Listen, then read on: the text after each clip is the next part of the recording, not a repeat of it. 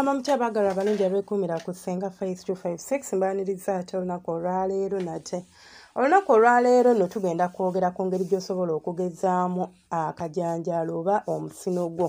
Osobola otya okubeera ng'ogeza omusino? Abakyala abamu mulowooza temulina musino naye nga buli omu alina omusino.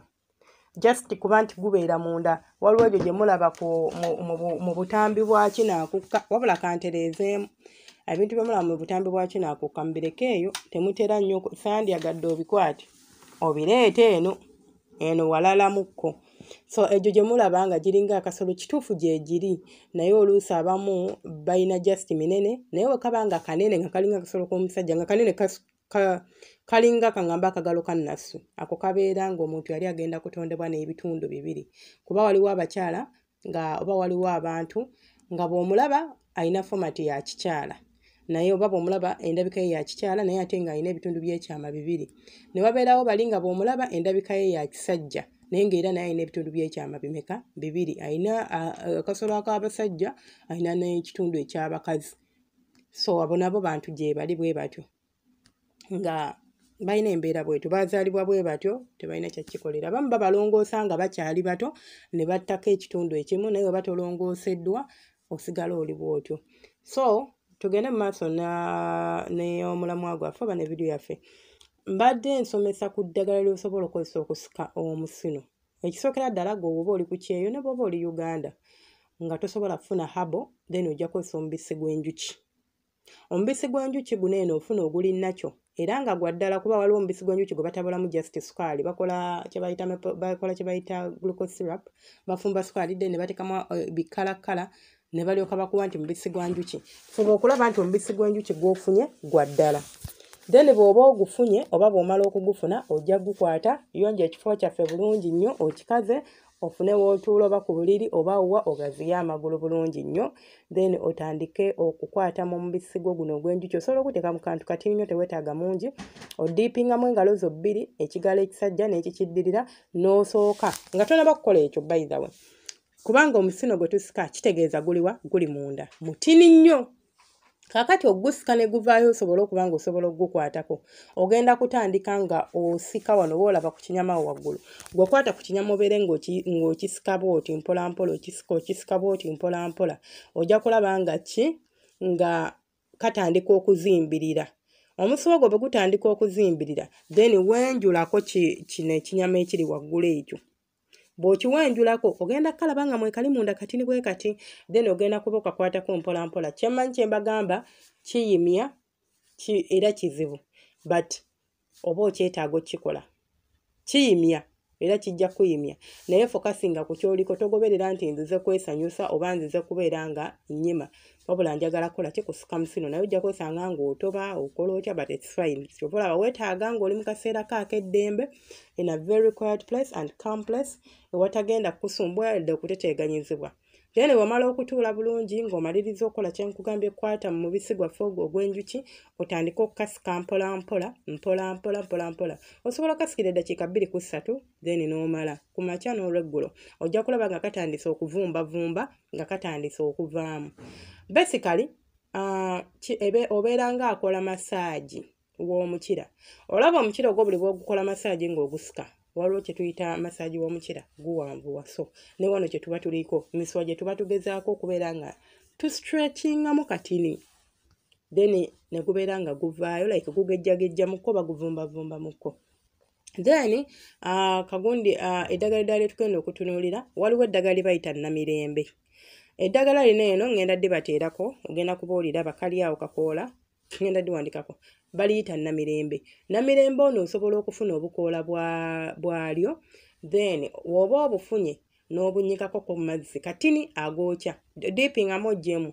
Lwaki tudiipinga eddagala lino eno? Eddagala ly'omanyi nti ogenda diteeka mu bukyala bwo, gyadde kika kyaki eddagala lye mbankulagiridde ne bwe mba sikimeshonize, making sure nti olidiipingako katini mu mazzi agookya. Why? Kikuyambako okutta bu bacterias oba obubeera buyiseemu bw'oba oluusi togenderedde kulaba. So bu bacterias oba bw'otasobola kulaba, tuba tulina obutta okubeera nga ate tetwereetera bizibu wansi eyo. Bw'omala okukola ekyo, okudiipingamu Kanamirembeko, kakunyeekunye. Bw'omala okukakunya, then kwatako portion ntini era okole procedure y'emu. Sooka weetewo obeere ng'ayima, omusino gubeere ng'ogutujja, then jjako kiriba kyaffe oba kihuudu kyaffe obeere ng'osobola ogukwatako. Wenjula okiwanjula n'ekigala ekisajja okisika n'okizza eno waggulu nga wolaba ebizawo bikulira awo. Then n'olyoka otandika okukwata eddagala lino. Ate lino eddagala lijja kuyambako nti toyima nnyo ng'omuntu akozesa omubisi. Kubanga oba totaddeeko ngalo zo zennyini yadde era oyima naye ate toyima nnyo ng'omuntu akozesa omubisi. Tokozesa ddagala nga lyokya. Nedda mukwano lirinde liwole bulungi. Then otandika okubeera nga naawe era osika mpola mpola, okasika mpola mpola. Tokola nga bw'olaba omukira bwe guyingira mu manati wooti nedda. Osika n'oddamu n'osika mpola mpola. Kaba katini naye ogenda okulaba, ojja kulaba within a few days nga katandise okuvumbavumba, katandise okugejjamukko. N'ekirala oba ekikolo by the way nga tukyali ku kikolo ky'eddagala ekyo, waliwo ekikolo ekyo Namirembe ayina ekikolo ky'afaana kye tuyita bbuza. Mwegendereze era bw'oba tolimanyi nga tolyekakasa buuza omuntu alimanyi akwawulire kuba bifaanagana. Singa onaakozesa bbuza omusino gulinza okubula obubuzi wefyu. Bbuza oyo gwolaba kisinziira engeri gy'omulamiriza nga omukozesa kuba abamu bamukozesa okubuza ebisiraani, okubuza emisango, okubuzaabuza biki, naye ate bbuza y'omu oyo osobola omukozesa okubuza omukisa gwo. So mwegendereze. Okitegeera omanye nti eddagala lyonoze lyeryo oba lyofunye lyeryo ettuufu. Eddagala eddala lye tugenda okulaba oba lye tusobola okukozesa baliyita kutukumu. Kutukumu ono osobola okumuyita akabbo k'abakyala era naye ngenda muteekawo wano eno.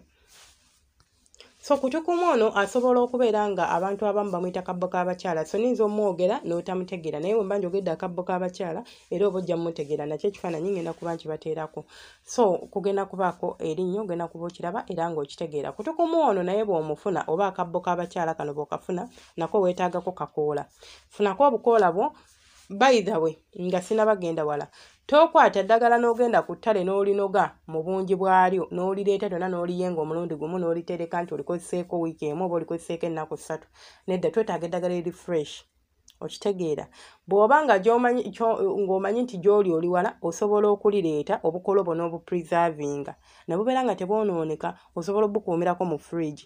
Oba tolina fridge osobola okubuteeka mu ewantu ewannyogoga leki ng'okimanyi tebugenda kukala ate tebugenda kubanga obwetaaga nga si bukalu.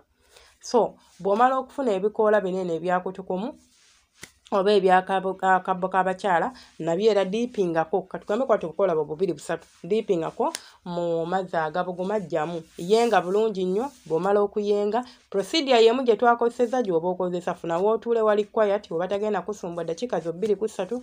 Tula gatandika okubeera nga owezanyisa mpola mpola kasita otandika okuyima ng'owulira nti katoyimye wenjula oggyeko ekiriba ekiri kungulu then otandika okusika omusino gwaffe mpola mpola. Osika ozza mu maaso. Osika tosika nga mu maaso kudda mabega, maaso kudda mabega nedda. Sika busisi ng'oddawa mu maaso. Kijja kuyambako n'okubeera nga obwagazi bubeera like nga si bungi ngamba mu kikolwa kino ky'oba okola ekyokusika. Naye singa oneesanga nga eddagala oliteekako nga bw'olisika bw'olizza mu maaso bw'olizza emabega ogenda kuba okuleetinga friction ey'amaanyi like uncontrollable friction egenda okuleetera okuba nga oyima oluusi olemererwa okukola ky'olina okukola. Naye bw'oba yisaako odda mu maaso wokka kikuyambako okubeera nga togenda kwesanga nga ofuna omuyima oguyitiridde. So byebyo ebyange kasuubire eddagala lijja kubakolera. Nja kuba nkolayo ka video akalala oba kawudiyo akalala nga njogerera ku ddagala kubanga waliyo ebika bingi naye mba oluusi neewala okukola video empanvu. Naye tujja tugenda n'eryo. Gwali eyo ng'olina eddagala ly'omanyi nga likolerawo naawe tujja kwaniriza mu comment section wali open tuterawo gambe senga nze lino terimanyi ebyo.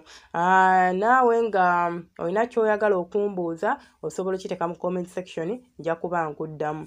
Ekyekirala subscribing eddawe bale kubanga weekuumirako gw'omupya tukwaniriza era obanga video eno girabibwa audio eno giwuliriza naye kunyumirwa oba neekugasa nja kusaba osubscribing obeere ng'otwegattako. Bw'omala okunyiga mu kigambo subscribe awo wansi awo wajjawo akade ng'omaze okusubscribinga.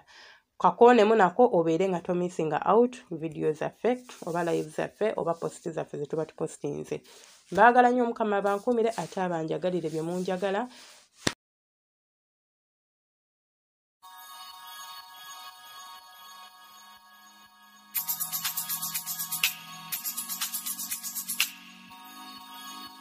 Yeah, yeah.